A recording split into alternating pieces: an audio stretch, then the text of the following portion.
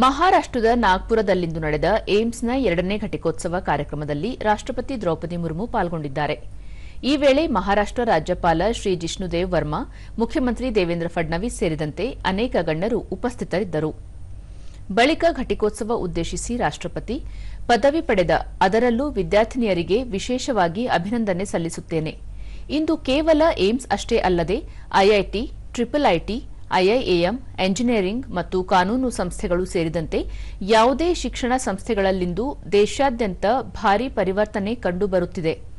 ಈ ಮೂಲಕ 2047ರ ವೇಳೆಗೆ ವಿಕಸಿತ ಭಾರತ ನಿರ್ಮಾಣದ ಎಲ್ಲರ ಕನಸು ಸಾಕಾರಗೊಳ್ಳುವ ಆಶಾಭಾವನೆ ಈಡೇರಲಿದೆ ಎಂದು ಹೇಳಿದರು.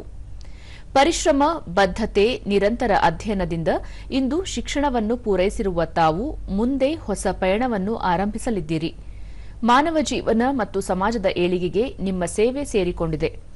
ಶಿಕ್ಷಣ ಕ್ಷೇತ್ರ ಒಂದು ವೃತ್ತಿಯಲ್ಲ, ಇದೊಂದು ಸಂವಿಧಾನಶೀಲತೆ ಜೊತೆಗೆ ಮಾನವತೆಯ ಸೇವೆ ಸಲ್ಲಿಸುವ ಮಾರ್ಗವಾಗಿದೆ.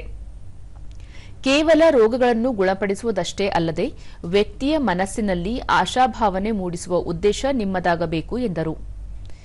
ದೇಶದ ಜನತೆಯ ಉತ್ತಮ ಆರೋಗ್ಯ ರಾಷ್ಟ್ರದ ಪ್ರಗತಿಯ ಸಂಕೇತವಾಗಿದೆ. ಅಂತೆಯೇ ಕೇಂದ್ರ ಸರ್ಕಾರ ಕಳೆದ 1 ದಶಕದ ಅವಧಿಯಲ್ಲಿ ಸಾಕಷ್ಟು ಕಾರ್ಯಕ್ರಮಗಳನ್ನು ರೂಪಿಸಿದೆ. ದೇಶದ ಅತಿದೊಡ್ಡ ಆರೋಗ್ಯ ಯೋಜನೆಯಾದ ಆಯುಷ್ಮಾನ್ ಭಾರತ ಪ್ರಧಾನಮಂತ್ರಿ ಜನಕಲ್ಯಾಣ ಯೋಜನೆ ಮೂಲಕ ಬಡವರಿಗೂ ಆರೋಗ್ಯ ಸೌಲಭ್ಯ ಕಲ್ಪಿಸಲಾಗಿದೆ. ಪ್ರತಿ ಕುಟುಂಬಕ್ಕೂ ಪ್ರತಿ ವರ್ಷ 5 ಲಕ್ಷ ರೂಪಾಯಿಗಳ ನೆರವು ನೀಡಲಾಗುತ್ತಿದೆ. ಆರೋಗ್ಯ ಕ್ಷೇತ್ರಕ್ಕಾಗಿಯೇ ಹೆಚ್ಚಿನ ಅನುದಾನ ಮೀಸಲಿಡಲಾಗಿದೆ ಎಂದು ಹೇಳಿದರು.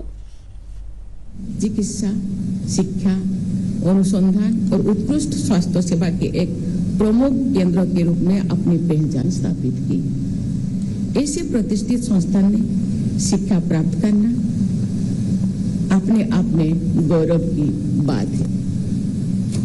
मुझे विश्वास है कि इस संस्थान में अपने न केवल ज्ञान और कौशल अर्जित किया होगा, बल्कि मानवीय मूल्यों, नैतिकता और सेवा भाव को भी आत्मसात किया हो.